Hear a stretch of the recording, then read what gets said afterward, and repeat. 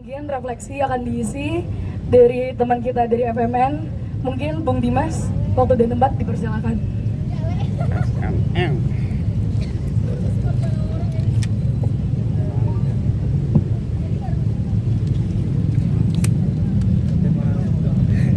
Oke, terima kasih. Selamat sore kawan-kawan.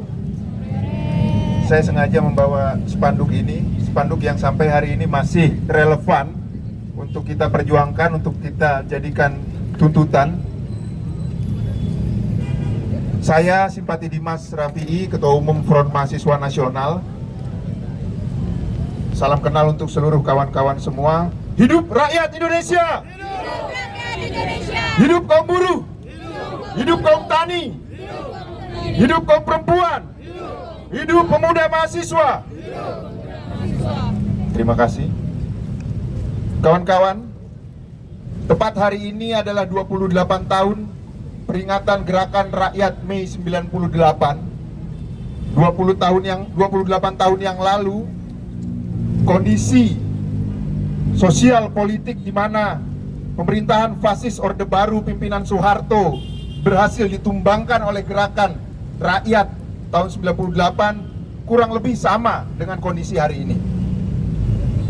Saya saat itu mungkin masih dalam usia yang sangat kecil, tapi setidaknya saya mengingat sedikit proses di mana menuju jatuhnya Soeharto.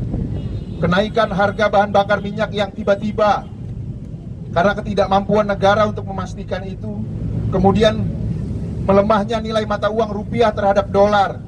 Kondisi krisis yang semakin akut terjadi di hadapan rakyat Indonesia. Rakyat kesulitan untuk mencari makan, rakyat kesulitan untuk mendapatkan lapangan pekerjaan, yang diiringi dengan represivitas yang luar biasa tinggi oleh pemerintahan Orde Baru Soeharto. Nah, hari ini 28 tahun kemudian kondisinya kurang lebih sama, kawan-kawan. Rezim Prabowo Subianto adalah pemerintah yang menghancurkan hasil-hasil dan capaian dari Gerakan Demokratis 98. Seluruh capaian dan hasil yang diperjuangkan oleh mahasiswa dan rakyat pada masa itu, dari tahun ke tahun, dari pemerintah ke pemerintah, dan puncaknya pemerintahan Presiden Prabowo hari ini dihancurkan, diluluhlantahkan. Kenapa kemudian saya membawa dua spanduk? Ini bahannya kain kafan. Dua spanduk ini berisi tuntutan yang sangat konkret pada situasi hari ini. Kenapa begitu? Karena penghisapan dan penindasan yang dilakukan oleh pemerintahan Prabowo hari ini persis sama dengan apa yang dilakukan oleh mertuanya Soeharto. Dan persis juga sama, menggunakan alat kekerasan negara militer untuk efektivitas menghisap dan menindas rakyat. Prabowo adalah salah satu-satunya presiden di Indonesia yang berhasil membangun 6 komando teritorial tingkat provinsi dalam waktu 1 tahun. Juga ratusan batalion teritorial pembangunan yang akan dibangun mulai dari Sumatera sampai Papua. Semua itu ditujukan untuk bisa memastikan seluruh proyek yang diabdikan pada pengusaha-pengusaha internasional, seluruh perusahaan-perusahaan perkebunan yang dimiliki oleh tuan tanah itu dapat dijaga dari upaya dan semangat rakyat untuk mempertahankan apa yang bersisa hari ini. Kondisi itulah yang kita hadapi hari ini, kawan-kawan semua.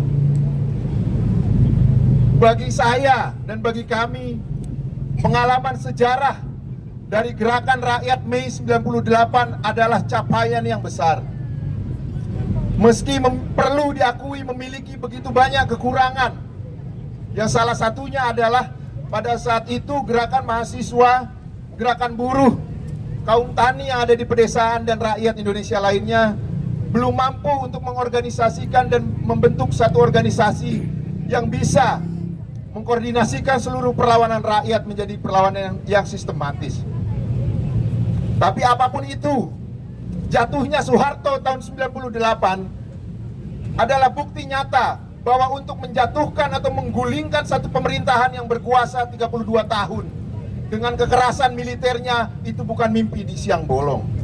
Dan saya rasa hukum yang sama secara subjektif dan objektif juga berlaku bagi rezim Prabowo hari ini. Bahwa jika rezim Prabowo terus-menerus menindas dan menghisap rakyat, dia juga harus tahu konsekuensi logisnya adalah dijatuhkan oleh gerakan rakyat yang semakin maju, kawan-kawan. Setuju kawan-kawan semua? Itulah pelajaran yang paling penting yang bisa kita pelajari bersama-sama. Sehingga dalam momentum 28 tahun ini, Front Mahasiswa Nasional juga berharap kepada seluruh gerakan rakyat di Indonesia, di pedesaan, di pegunungan, di pedalaman, di pabrik-pabrik, di kampung-kampung miskin, di kampus-kampus, di sekolah-sekolah, untuk terus membangkitkan kesadaran rakyat, untuk terus menjalankan pendidikan politik, untuk terus mengorganisasikan rakyat pada organisasi-organisasi yang independen, organisasi-organisasi yang maju, bukan organisasi-organisasi yang mengabdikan dirinya untuk kepentingan tuan tanah dan borjuasi, bukan organisasi yang menjadi kaki tangan dari pemerintah, kawan-kawan sekalian. Terakhir yang ingin saya sampaikan, pengalaman panjang, tidak hanya 28 tahun pengalaman gerakan Mei 98, tapi sejak perang kemerdekaan Indonesia sampai hari ini, rakyat Indonesia sebenarnya memiliki pelajaran secara kolektif bersama, bahwa untuk merebut kemerdekaan dan kedaulatan sejati itu tidak akan bisa didapat, tidak akan bisa diraih tanpa perjuangan yang hebat. Pengalaman gerakan kemerdekaan, pengalaman perjuangan gerakan demokratis Mei 98 adalah buktinya. Begitu banyak yang harus dikorbankan oleh gerakan rakyat untuk bisa mendapatkan kemenangan-kemenangan tersebut. Yang kedua, pemerintahan Orde Baru sampai hari ini juga memberi pelajaran yang berarti bagi kita, bahwa ketika rakyat ingin berjuang mempertahankan hak yang bersisa atau merebut yang seharusnya menjadi haknya, pemerintah akan dengan terus-menerus menghadapkan rakyat dengan penindasan dan penghisapan, termasuk dihadap-hadapkan dengan kekerasan yang dilakukan oleh militer. Aceh, Maluku, Jawa, Sulawesi, pedalaman Kalimantan, dan pegunungan serta pedalaman Papua adalah bukti nyata tindasan kekerasan negara terus terjadi sampai hari ini. Jadi, jangan salahkan rakyat. Jika dengan tempaan pengalaman yang seperti itu, rakyat akan memiliki pelajaran yang berharga dan pengetahuan.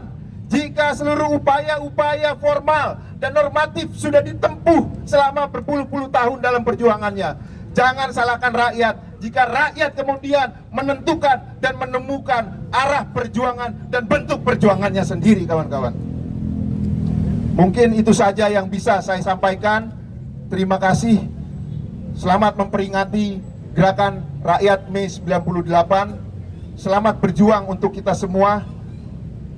Hidup rakyat Indonesia. Hidup rakyat Indonesia. Jika saya berteriak Prabowo Subianto, kawan-kawan mohon bisa menjawabnya rezim anti rakyat. Prabowo Subianto. Rezim anti rakyat. Prabowo Subianto. Rezim anti rakyat. Prabowo Subianto. Rezim anti rakyat. Terima kasih, selamat sore. Wassalamualaikum warahmatullahi wabarakatuh.